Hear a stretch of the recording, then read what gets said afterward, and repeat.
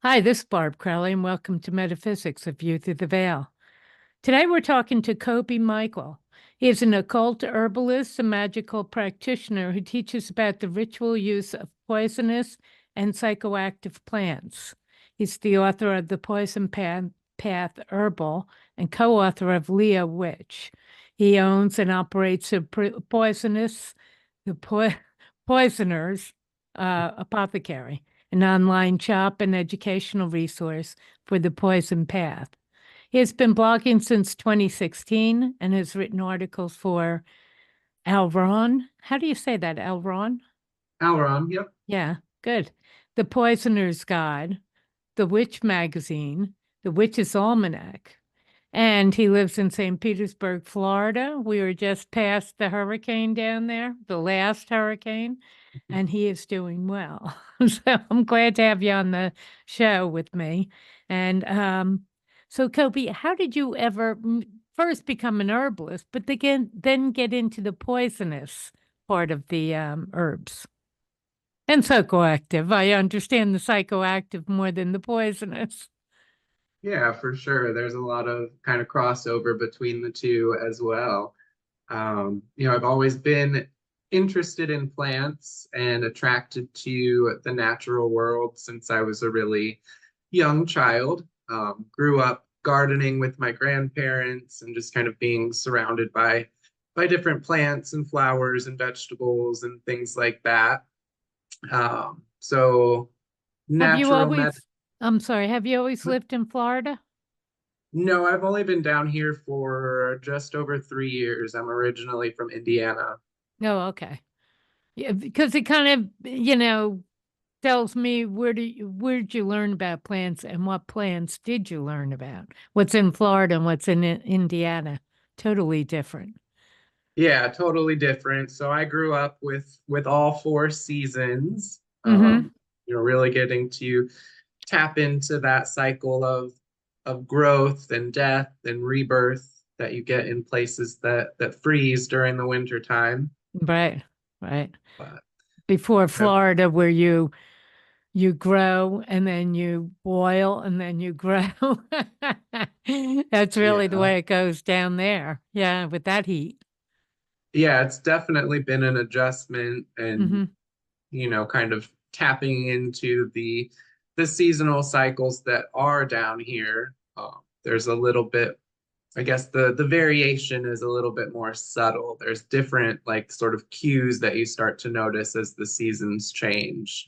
Oh But for the yeah. first couple years, it just felt like it was summertime every day, Mm-hmm. which probably sounds great to a I lot of was just people. thinking that. Yeah, I was just thinking that. That's not bad. So you became an herbalist, and did you study for it, or was it self-study? So Or like I both, said, I've probably. always been interested in plants and kind of herbalism and natural medicine always felt very magical to me. It always had kind of a draw that I was very interested in it from a pretty young age. Just something that was really attractive to me. So before I really started delving into the magical side of things, um, medicinal herbalism was kind of the first step that I took into that. And we're talking like early, like preteen years, so just something where I was like reading books that my grandmother happened to have on her shelf and different things like that.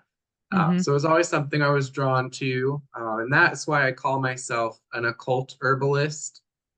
While a lot of my medicinal knowledge and phytochemical knowledge is all self-taught, and I can communicate well with other herbalists. I'm not technically a registered herbalist or a Mm-hmm. clinical herbalist. I don't treat people in any kind of a medical setting, nor do I really have any background in that.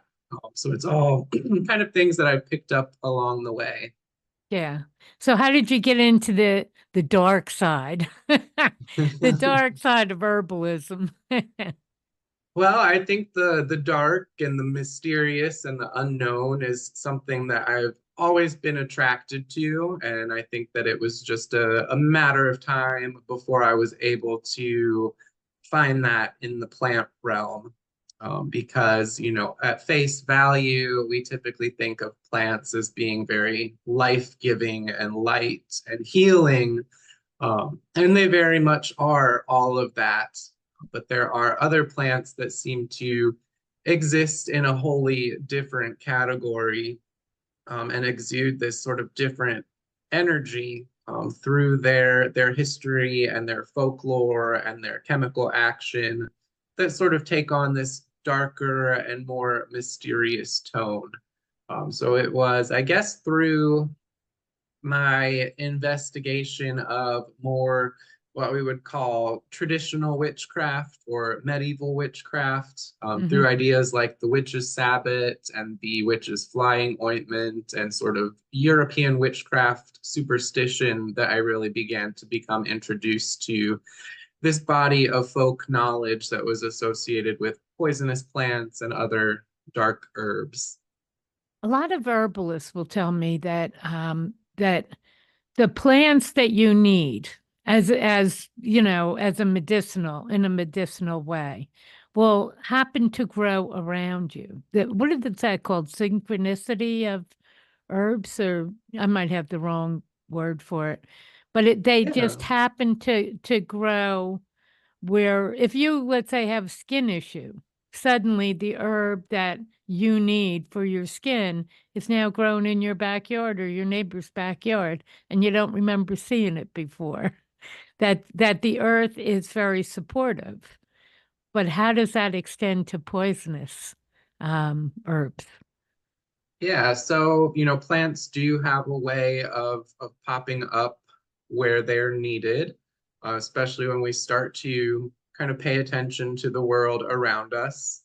You know, in modern society, so much of what we use on a daily basis, you know, not just limited to medicines and herbs and things like that, is all imported and all sort of brought from very, very far away, like even the food that we eat. You know, so this Mm. idea that everything that we need essentially is growing all around us, this idea of bioregionalism and, you know, working with the plants that are native to that specific area.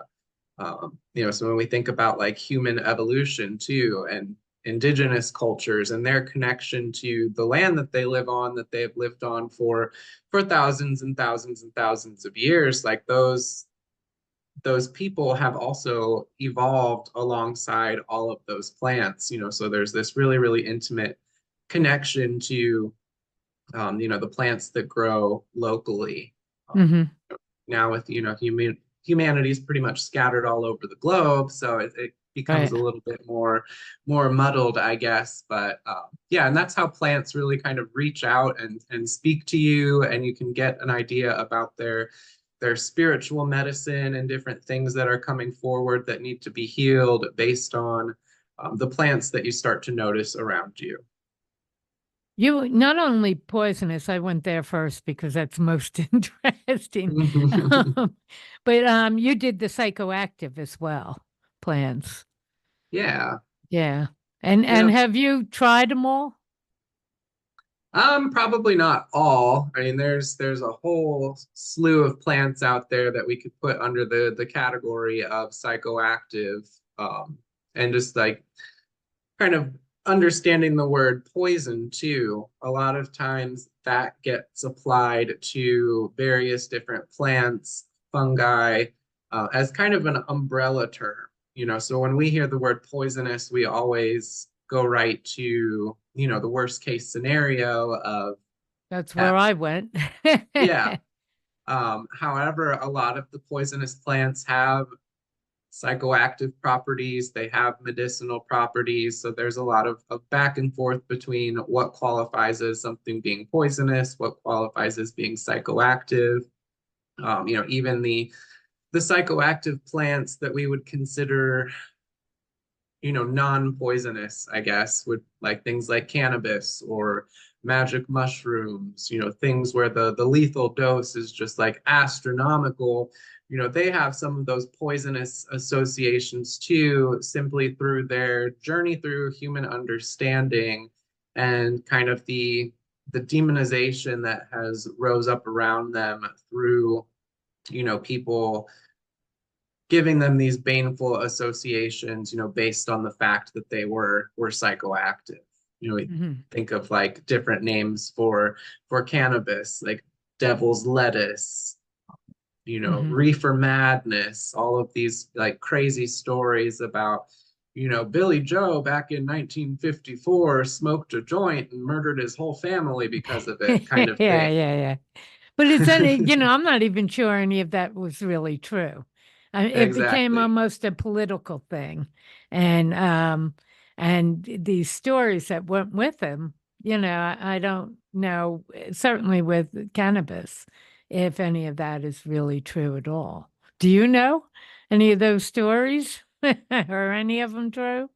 I would have to say no. I've never known anybody to smoke a joint and go into a Murder somebody? rage and all. Yeah. It's normally like murdering the snack cabinet versus Yeah. other people. Yeah, yeah. Although um, I have heard that, if you have too much cannabis, you will hallucinate and all that. And then there was a call in New Jersey. It was a call in to emergency services. Please send an ambulance. We're dying, all that stuff. And what they had done is eaten too much weed, and they went into um, a really they were hallucinating and thought they were dying, and in reality they just had too much weed. But just really they, high. yeah, they broadcast the call in, into 911 saying, help us, help us. Turned out to be a cop. A Yeah, I think cop I've and heard his the girlfriend. recording. Yeah, yeah, Yeah. yeah. And for the people who were taken and done that by mistake, everybody understood that. Oh my God, I've been there. I've been there, and it is pretty intense when you've had too much. It really becomes a whole other drug in a way. Yeah, yeah, Yeah, absolutely. I I remember know. when I first started, back when I was a teenager, and it would almost have like a hallucinogenic quality, or Right. you're seeing these images in your mind, Hmm. different from things like LSD or magic mushrooms, but still Right. very much like what Yeah. I would call visions. Right. And I'm a child of the 60s, so I tried everything. Yeah. Hmm. And let me tell you, I don't think I really hallucinated until I did too much weed. Yeah. And then it was like, oh my God, and it just kept coming on and coming on. I had a dinner party, and nobody could remember how to make, brownies, loaded brownies. Mhm. Everybody, how much should I put in? And I put it right in. It didn't go into butter, it went right in, as flour. And, Yeah. I was between half a cup and a cup into a 9 by 9 inch, you know, brownie mix. And all of us, were hallucinating. And nobody will take a brownie from me now. Even non-loaded, it's like I'm not touching it. But it Yeah, was you never quite the know. experience. So I recognized what that cop was going through when he was yelling, "Help, we're dying." We're Yeah. dying. But it does, it becomes a different herb, a different experience completely. Completely. Mhm. And we didn't investigate it in any way as what can this benefit us. I think we were also surprised by it, frankly. For Like, sure. oh my God, what is this? But anyway, back to, you getting into the psychoactive. Um, do most herbs like that if you take too many? Or most herbs like, weed or you know, grass that would alter your perception in the first place? Do most of them, when you take too much, become psychoactive, or, is that a big reach? So that's kind of a really common saying among people that walk the poison path, is Mm-hmm. that poison is all in the dosage. Mm-hmm. So we're talking about a wide variety of different herbs that have a wide variety of different effects, and in specific scenarios and in different varying dosages, they can all act very, very differently. So just like using cannabis as an example, if you eat a whole tray of brownies, you're going to be kind of off your head for quite a long period of time, and you might Yeah, have yeah. some good insights come through, or it might be an enjoyable experience, but it's going to be very, very different as opposed to, taking smaller dosages, and that's where we get into to things like microdosing. Mm-hmm. So with psilocybin mushrooms and even amanita mushrooms, microdosing has much different effects and much different benefits than, taking a full hallucinogenic dose. So with microdosing something and taking it in minute or almost homeopathic dosages, you're getting a lot of the internal benefits without actually having any of the psychoactive effects. Mm-hmm. There are So a lot of people microdosing mushrooms now. yeah, it's really kind of making its way into popular mainstream consciousness. I think that the medical community is really starting to realize and investigate that there are a lot of different benefits there, and um, so I think it's a really good thing that it's coming to kind of Mm-hmm. mainstream consciousness and becoming more widely accepted. Right. It's always ground up, though, isn't it? It's always, people are doing it. We might as well embrace it. Yeah, yeah, Yeah. exactly. Let's talk about the different mushrooms, though. There are actually many different mushrooms. Can you go through them? Because I'm not familiar with all the different ones at all. Yeah, so there's thousands and thousands of different types of mushrooms, and mycology itself is just such a huge um, category or topic. So I think that we've only really even identified like a really small percentage of the mushrooms that are actually out there. That's including medicinal, culinary, psychoactive, Hmm. poisonous, so we know very, very little about that kingdom of fungi.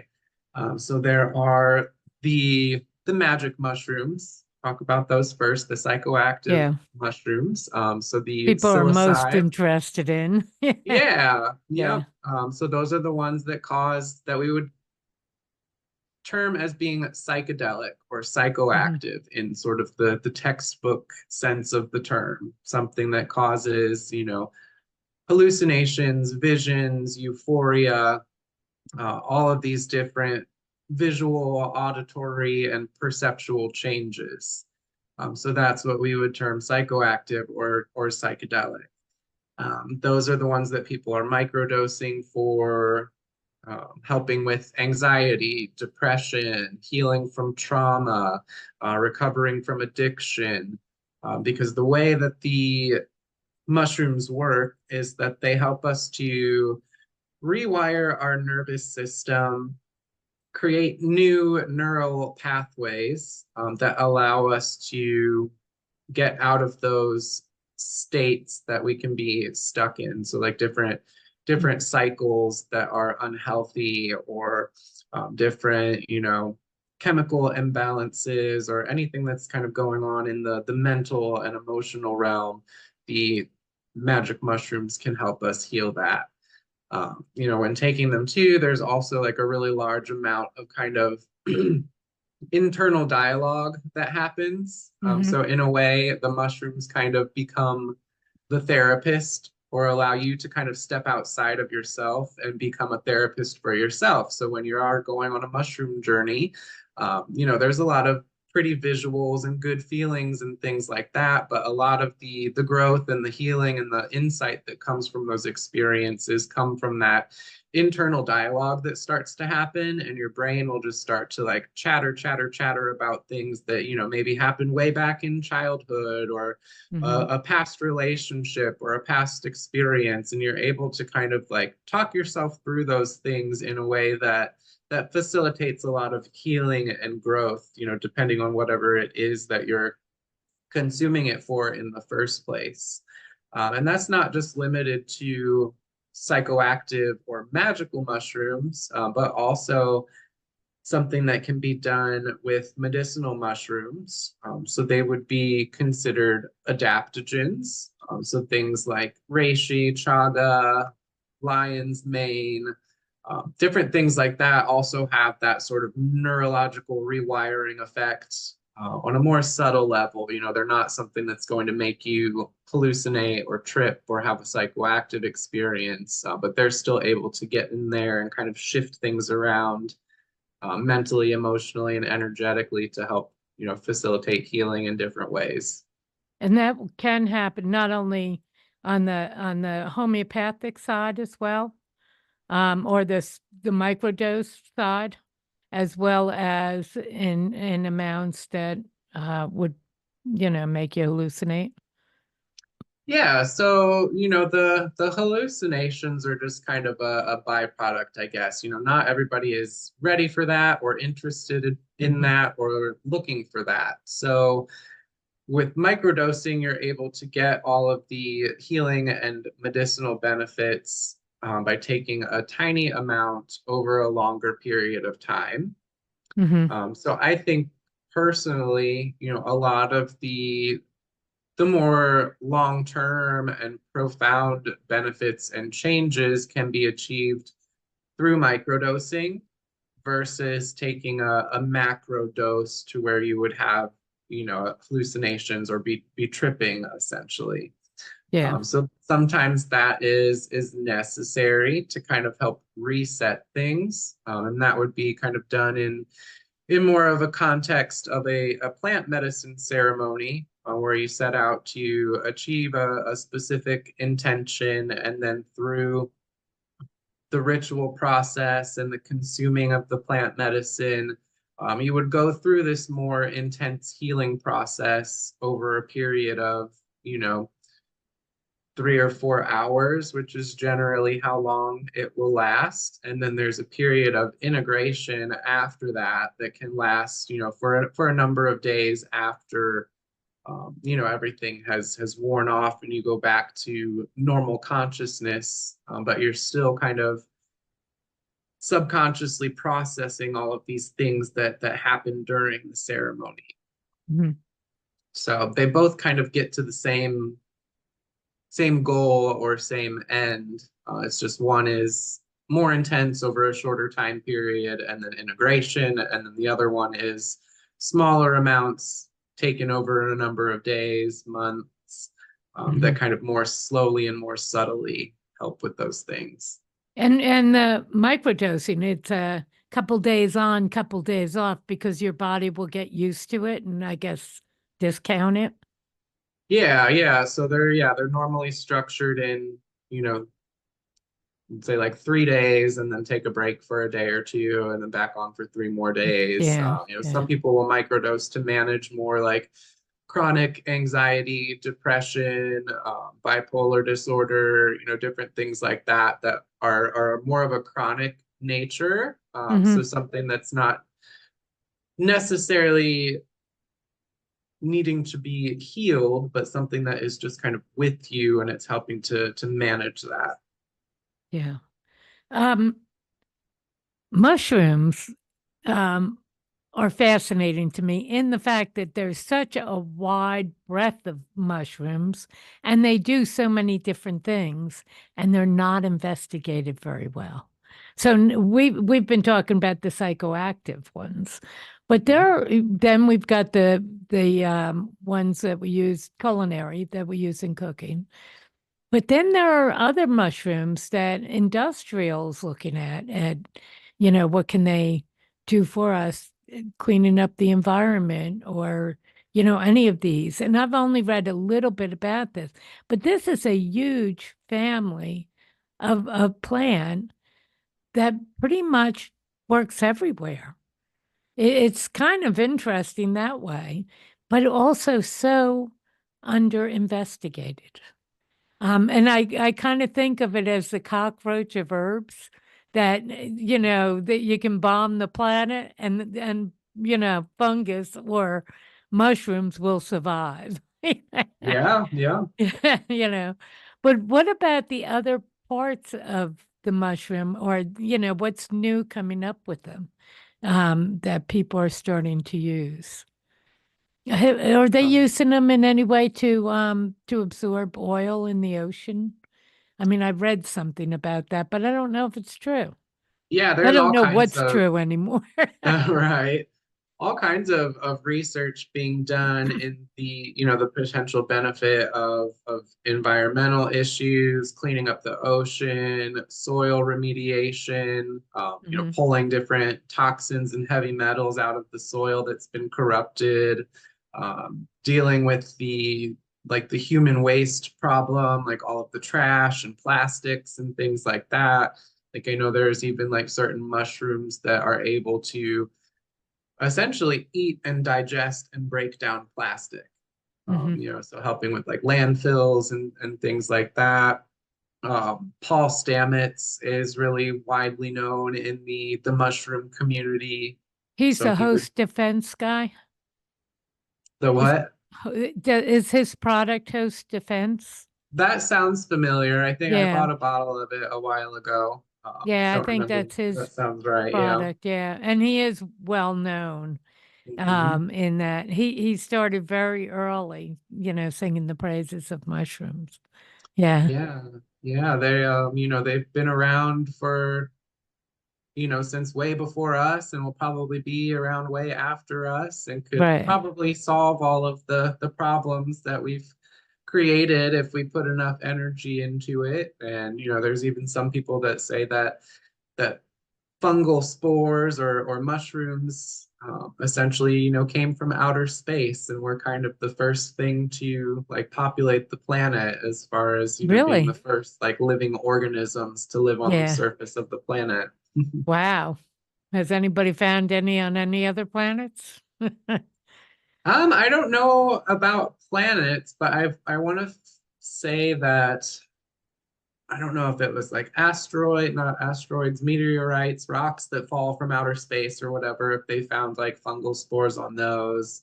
Um, it sounds like maybe something I've read somewhere, but also like getting out of my area of expertise, so I'm really not sure. Right, right. And again, what's true? It's in the But files. what other herb is at the level of mushrooms, and the wide diversity? Is there any other herb like that? Mm, I mean, they're a wholly different category, and I think And I'm mushrooms. also calling it an herb. Isn't it an herb? Is that the right term for it, for mushrooms? No, mushrooms are not technically an herb. So Yeah. herbs would be any plant that has medicinal culinary uses. So there are things that are house plants or ornamentals that are not necessarily herbs. So Hmm. all herbs are plants, but not all plants are herbs. Right. Is mushroom an herb then? Or, No, I mean you can it could be on the same shelf or in the same apothecary, but I think that mushrooms and fungi are in a totally different category. So we talk about herbs, we're specifically talking about plants. mhm. But when it comes to culinary medicinal uses, there's a lot of parallels there for them being used in the same way for similar things. But as far as their actual beings, they're very, very different. Right. And then we've got the poisonous mushrooms, where people Yeah. say, do not go into the woods and start picking and eating mushrooms. You can kill Yeah. yourself doing this. So we've got the just absolute poisonous ones. Is that Yeah. true? Because I Mushrooms are, remember hearing that. Do not do that. yeah, mushrooms are definitely something where identification is very, very important because there are a lot of lookalikes. There's a lot of unidentified mushrooms, and when we call them poisonous, there are definitely some mushrooms that will, absolutely kill you dead Hmm. if you eat them. There are other mushrooms that are called poisonous that are kind of, existing in a gray area where, they're not necessarily going to kill you. They may upset your stomach or cause some uncomfortable experiences, but not, lethal in the sense of the term. And then another example of that would be the Amanita muscaria mushroom, which is another psychoactive and medicinal mushroom. It's the one with typically the red cap with the white spots on it. So Hmm. what we'd see on like Christmas cards and Super Mario Brothers and things like that. Yeah. That has been called poisonous by people for a very long time, but when we actually look at it, not poisonous in the sense of the term that it will kill you. So there's a lot of fear and lack of understanding, Hmm. especially when it comes to mushrooms. Right, right. But when you say poisonous, but not in the terms that it'll kill you, what does it do? It just upsets your system. So, oh gosh, that's such a loaded question. So with Amanita muscaria in particular, it does contain a compound in fresh form called ibotenic acid, that can cause really, intense nausea, vomiting, gastrointestinal upset. So a lot of things that just upset people's tummies get called poisonous, Hmm. but not necessarily going to, stop your heart or shut down your respiratory system. Right. In higher dosages, even in dried form, which is going to be chemically a lot different than fresh form. There is potential for like coma, maybe. uh, Not but death, but near death. yeah, and again, Yeah. it comes down to the dosage and a lot of other individual factors to Hmm. determine what, whether something is going to be harmful or not. These kind of poisonous mushrooms, what benefit do they have in nature? It seems to me that everything has a benefit in nature as well as, downside. But what benefit do they have in nature? I mean, they're part of Ecosystem, the yeah. ecosystem, the web of life. All mushrooms grow in some kind of a symbiotic relationship with the trees surrounding them, in the forest. So as far as like sending messages, so the mushroom itself is literally just the fruit of a greater entity. So what we call mushrooms, we're just seeing as like the nuts on the tree or the apples or the bananas. It's the fruit of the plant, to use maybe Hmm. not the right term, but they grow through the mycelial networks, which are all of these little fibrous webs that are underground essentially, and those help to communicate between different trees, plants, other mushrooms. They're essentially like the networking system of the natural world when it comes to how different things communicate. Hmm. Tell me about other poisonous plants. So, we all go to poisonous so we can kill somebody with these, or you can sneak it into Mhm. the food, or, we go for the worst, honestly. But, that's not really always the intent of some of these plants. So tell Yeah. me about some of the other poisonous plants. Yeah, that's always the joke, Yeah. especially when I'll be set up at a market and people will see the name of my business, the Poisoner's Apothecary, or they'll look at some of my different formulas and we'll have like the uncomfortable partner that kind of makes a joke about, oh, we don't want you to get your hands on these, or I'll have to be Right. careful about blah blah blah sort of Yeah. thing. So everybody always kind of goes there. Hmm. Uh, the probably the most popular category of plants on the poison path in particular are the nightshades. Hmm. So things like deadly nightshade, datura, henbane, mandrake. different plants like that. The nightshade family also encompasses things like tobacco, eggplant, tomato, potato, pepper. So Hmm. it's a very large and Right. common group of plants that we get a lot of really important things from. But on the poison path, the interest is on the more poisonous ones, The more deadly the ones, dose right? ones. Yeah. Yeah. But Um, before we go away from tomatoes and eggplants and all of that, I know about nightshades. I don't really know what that means, nightshades, but I do know, somebody who has arthritis, stay away from nightshades kind of thing. But I don't know what nightshade means. And mhm. I never thought of it as poisonous, those plants. Or those vegetables, really. Fruits and Yeah, vegetables. Yeah. yeah, yeah. It's just nightshade is just a common name for one of the plant families. So in Latin, it is the Solanaceae family, and that comes from the Latin word solamen, which means to soothe. Mm. So nightshades medicinally have a lot of different properties. So it also, again, it depends on how they're used. They can be anti-inflammatory, analgesic, anodyne, so pain relievers. They can help with inflammation, irritation. They've also got sedative properties, so have been used as early forms of anesthetic. They've been used to treat asthma.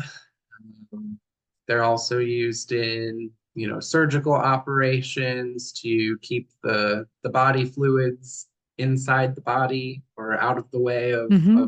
the surgeons trying to do the operation. So they're used in modern surgery as well as, ancient forms of anesthetic. Really wide spectrum of uses when it comes to the nightshade family. They're also used to Why are they considered then by people with arthritis don't use nightshades? If they're good for inflammation, why has their reputation been don't use nightshades or avoid nightshades? Is that all misinformation then? That's a really good question. And I'm not 100% sure about that. That would definitely be something to look into. Um, I wonder if that is more in relation to the edible nightshades. So things like potato, tomato, pepper, Hmm. different things like that, Eggplant, kind of yeah. exacerbating the arthritic Hmm. inflammation that is already there. Because a lot of people have nightshade sensitivity and aren't able to eat the plants in that family because of that. So it Hmm. may have something to do with that. Topically, when we look at the nightshades on the other end of the spectrum, things like deadly nightshade, datura, henbane, uh, topically used for pain relief, they're very effective. My Is parents that and grandparents, Capiscan? Did I say that right? Capiscan? capsaicin, Oh, I was close. capsicum. Yeah. And that's Yeah. the pepper, isn't it? Yeah, that comes from Yeah. the pepper plant. Yep. Yeah. And that's a topical. That's used topically, right? Yeah, definitely Hmm. topically. Yep. Now, why are these poison then? So they are poisonous because of the alkaloids that they contain. So with the nightshade family in particular, they contain chemical compounds that are known as tropane alkaloids. So these are atropine, scopolamine, and hyoscyamine. Um, so those are what make the plant potentially poisonous. However, they're also where the plant gets its medicinal properties from. Hmm.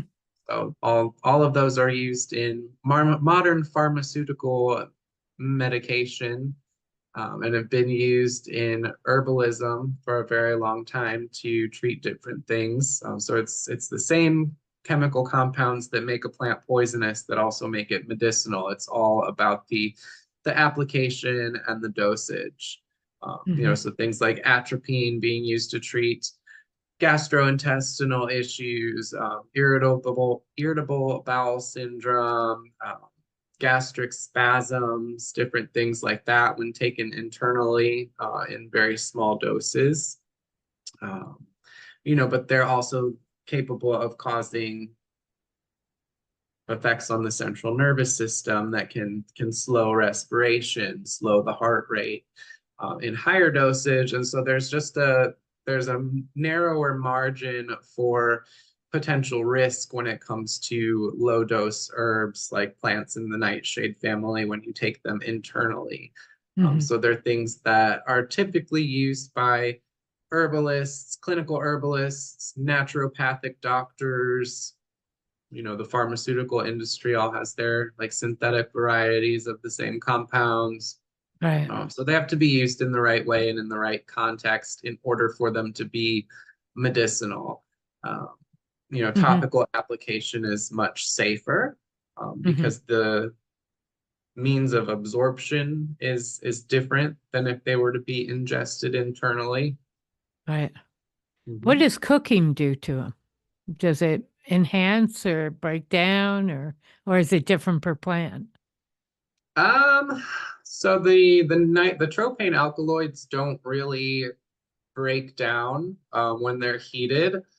So when it comes to making things like oil infusions, the heat is kind of necessary to be able to extract them into the carrier oil in the first place. So they don't break down, they don't turn into something else. They're still present. That might mean that they're now present in the air, and your bubbling cauldron full of belladonna is now, filling your home with tropane alkaloids that you're breathing in. Yeah. But they're still present. What does belladonna do? I've always heard of it, but yeah, belladonna or deadly nightshade or atropa belladonna, if we use the Latin name for it. It can do a lot of different things. So topically, it's going to be really beneficial for pain relief and muscle relaxation. So like joint pain, bruising, sprains, injuries, stiff muscles, really good for that. Internally, it's going to have more of an antispasmodic effect on the digestive system. So it's used for those different digestive issues. It's also been used to treat Parkinson's syndrome through its antispasmodic action. It does have sedative properties, aphrodisiac properties, which are all dose dependent. But it is also poisonous, potentially deadly, and what we would call deliriant or hallucinogenic. Do you know anybody using these herbs to kill somebody?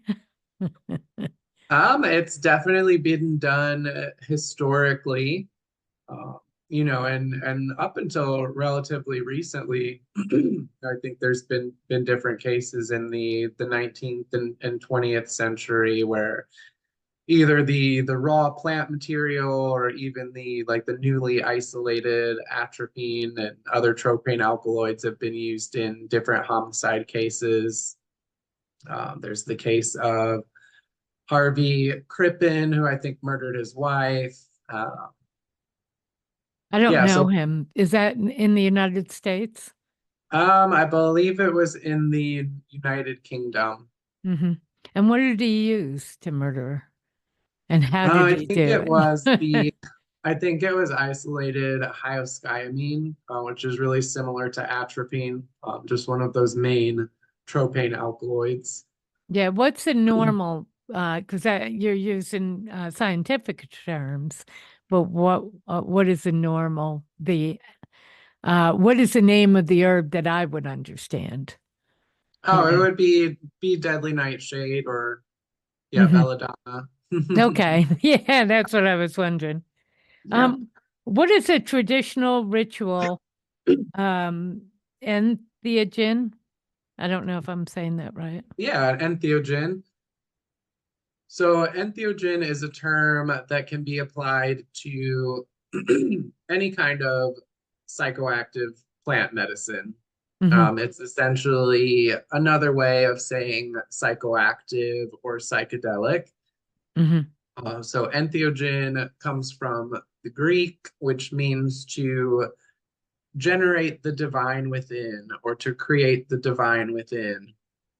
So whether that is divine inspiration or prophetic visions or communicating with a specific spirit or divinity, it's through the ingestion and consumption of an entheogen or entheogenic substance that people are able to have these spiritual experiences. Hmm. I see. What plants are, because you have your own online shop, what plants sell the best? And do you ever get anybody calling up and saying, look, I'm trying to kill somebody. How do I do it? Excuse me. Well, I don't sell live plants. I sell like the seeds, the formulas, Hmm. different things like that. I would say probably, gosh, they're all popular and different people are called to different ones. Just to throw some names out there, probably the formulas with Belladonna are probably the most popular, and then followed by Wolfsbane. Um, And what does I have Wolfsbane do? What does Wolfsbane do? Yeah. Well, it can definitely kill you. Hmm. It is also used in traditional Chinese medicine for a lot of different things, but the plant material is prepared in a way that the toxicity is greatly reduced. Hmm. So it has a very different effect. But again, coming back to it all being about the dosage, the application, and the context in which the plant is being used. Magically, it can help us connect to, for example, the goddess Hecate, or to work with the underworld, to communicate with different spirits through solitary meditation, introspection, things like that. So they've all got their different magical Hmm. uses and spiritual qualities too. Is this the shadow side that you talk about? Yeah, the theme of the shadow kind of runs through all of the plants on the poison path, just through their different associations in mythology, being connected to spirits and deities associated with magic and witchcraft, the underworld, the realm of the dead. All of those are things that we would typically associated with the shadow or the unknown or the dark side of things. How much, and well, we'll just say in the United States, how much, how many groups actually are on this on the poisonous path of herbs and use them actively to follow that tradition? How widespread is that? Um, I mean, there are a lot of different approaches and different reasons that somebody would want to work with the plants of the poison path. That could be to connect to specific spirits or deities. It can be to engage in shadow work. It can be for their plant medicine or their properties of spiritual healing. So it touches on a lot of different areas and different approaches. So calling it the poison path, it's not necessarily a specific tradition, but just kind of a different way of approaching, not only poisonous plants, but all plants in general.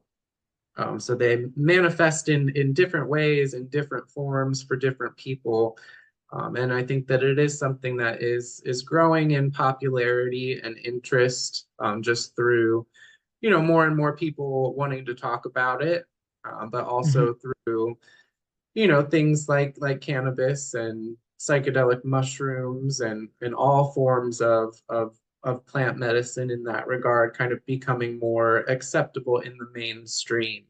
So it's just kind of this movement of people finding their appropriate plant medicine, and it's just something that's becoming more commonly talked about. And I think we're seeing that in the magical community as well.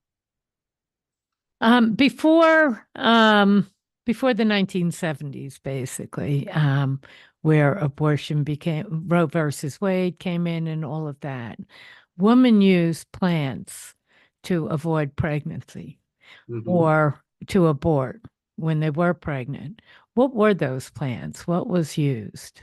Because we might have to go back there. Yeah. Yeah. And how effective were they?